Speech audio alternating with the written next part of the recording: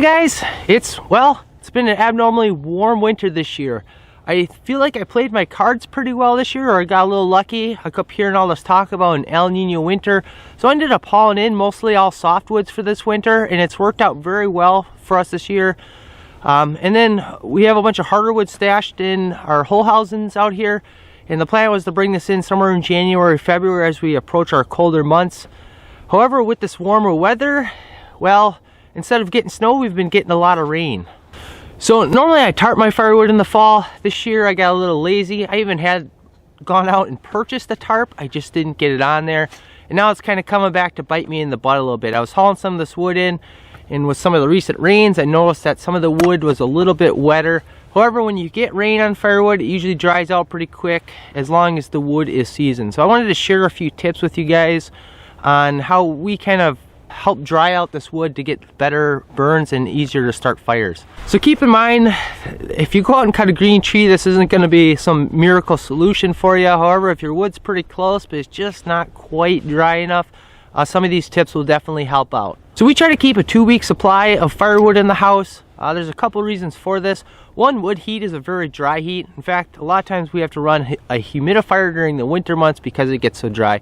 By bringing your firewood in, it helps suck out a little bit extra moisture out of that wood. And it also brings that firewood up to room temperature, so it doesn't have to work quite as hard to get to that kind of flash or that burning point of that wood. Keep in mind, you don't want to bring in, your whole winter's worth of firewood. They say it can degrade air quality with, molds and dust and stuff like that. But they usually say about a month's worth of firewood or less is a good bet. So if you're still struggling and trying to get a little bit more moisture out of your firewood, you can split it down to smaller sizes. The smaller the splits, the quicker it dries. However, it does burn quicker as well, so you'll have to pack that stove a little tighter. So one other little quick tip, we basically have a dolly that sits around and hangs on the wall most of the year, except for when we need to move, big heavy things. And a lot of times that all happens in the summer months.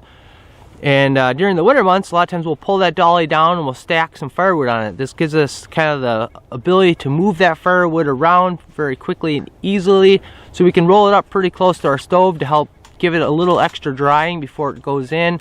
However, I would really suggest taking a look at your stove manual and figuring out what the minimum distance to combustibles is and making sure you keep that away. But the closer you obviously get to your stove, the quicker it does help dry things out. One other real friendly reminder, if you do end up burning wood that's a little more greener than ideal, please keep an eye on your chimney and make sure you keep that well brushed. So I don't mean to be a bearer of bad news, but if your wood's just too wet, too green, you might be better off just letting that stuff sit and season for another year out there and trying to find a nice reliable source to get some dry firewood with. So like I said, I am a big believer in getting that firewood in the house a few days before it ends up in the stove.